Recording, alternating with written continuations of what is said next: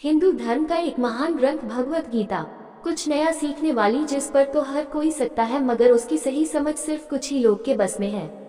भगवत गीता की श्लोक और गीता के मैसेजेस को समझिए आसान हिंदी भाषा में और हिंदू धर्म के असीम ज्ञान के प्रकाश में लिए वेद का ज्ञान चैनल पर सभी सब्सक्राइब करें। श्रीमद् भागवत गीता, इस भागवत गीता में मानव के लिए अनमोल वचन है जो हम सबको अच्छा विचार देता है और हमें जीने का अच्छा राह दिखाता है। नमस्कार मित्रों, आप सबका एक बार फिर से वेद का ज्ञान चैनल पर आप सबका स्वागत है।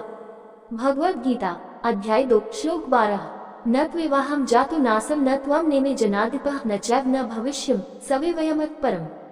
न तवेवाहं जातु नासं न त्वं नेमे जनाधिपः चैव न भविष्यं सवे वयं तत् परम्।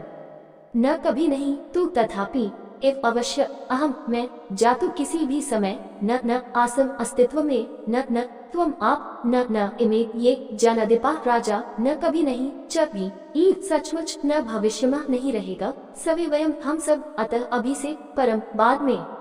न तवेवा जातु नासम न त्वम नेमे जनाधिपः चैव न भविष्य सवे वयम तत् परम। अनुवाद, ऐसा कोई समय नहीं था जब मैं अस्तित्व में नहीं था, नहीं आप, नहीं ये सभी राजा, नहीं भविष्य में हम में से कोई भी समाप्त हो जाएगा। डेल्फी में अपोलो के मंदिर के द्वार पर शब्द अंकित है, गणथी से उठन, या अपने आप को जानो क्रिएट। यहाँ तक कि एथेंस के बुद्धिमान बूढ़े सुकरात को भी लोगों को स्वयं की प्रकृति के बारे में पूछताछ करने के लिए प्रोत्साहित करने का शौक था। एक स्थानीय किंवदंती इस प्रकार है, एक बार सुकरात गहरे दार्शनिक चिंतन में लीन होकर सड़क पर चल रहे थे, तभी अचानक उनकी टक्कर किसी से हो गई। वह आदमी झुंझला कर बोला, क्या तुम्हें दिखाई नहीं देता कि तुम कहाँ चल रहे हो? आप कौन हैं? सुकरात ने प्रसन्नतापूर्वक उत्तर दिया, मेरे प्रिय साथी, मैं पिछले 40 वर्षों से इस प्रश्न पर विचार कर रहा हूँ। यदि तुम्हें कभी पता चले कि मैं कौन हूँ तो कृपया मुझे बताना। वैदिक परंपरा में जब भी दिव्य ज्ञान प्रदान किया जाता है तो यह आमतौर पर स्वयं के ज्ञान से शुरू होता है। श्री कृष्ण भगवत गीता में उसी दृष्टिकोण का पालन करते हैं जिसमें एक ऐसी जानकारी है जिसने सुकरात को विचलित कर दिया होगा।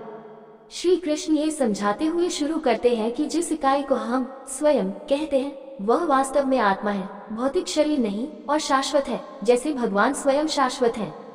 श्वेताश्वतर उपनिषद में कहा गया है, ज्ञानार्जनो द्वावजा विष्णुश्रावज हेका भोक्तृ भोग्यार्थ युक्तानंतश्चात्मा विश्वरूपो ह्यकर्ता त्रयम् यदा विन्ते ब्रह्मेतत् 1.9 उपरोक्त श्लोक में कहा गया है कि सृष्टि 3 सत्ताओं ईश्वर, आत्मा और माया का संयोजन है और तीनों सत्ताएं शाश्वत हैं।